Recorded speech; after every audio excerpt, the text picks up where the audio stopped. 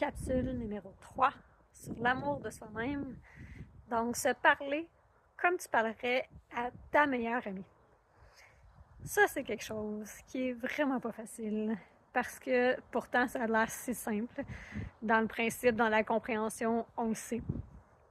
Mais c'est quelque chose de difficile parce que souvent, avec soi-même, on est porté à se juger, à se critiquer énormément, à se faire, à se dénigrer même, à se juger vraiment fortement.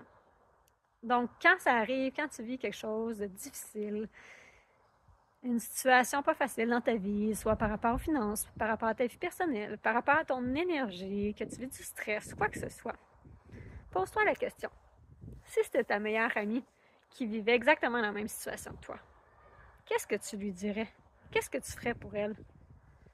Puis après ça, applique la même chose pour toi.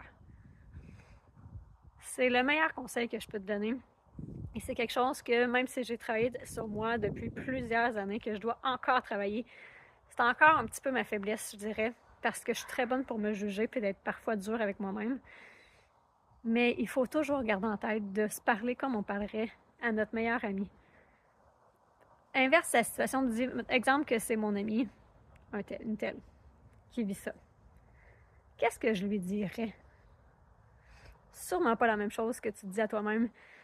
Normalement, avec soi-même, on a plus de misère un peu à être douce envers soi-même, être dans la bienveillance, dans la douceur. Tandis qu'à nos amis, souvent, on répondrait « Prends ton temps, un jour à la fois, tu vas y arriver, tu vas t'en sortir. » Mais c'est la même chose que tu dois te dire. Donc voilà ma capsule numéro 3. Parle-toi comme tu parlerais à ta meilleure amie. C'est le meilleur conseil que tu peux faire parce que de l'amour à soi-même, c'est d'être douce envers soi-même, c'est d'être bienveillante envers soi-même.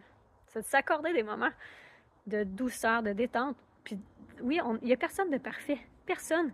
Donc c'est normal qu'on ait des moments, moi j'appelle ça boubou, qu'on est triste, qu'on est fâché, qu'on va pas bien, qu'on doute, qu'on est dans le stress, qu'on a des peurs, peu importe.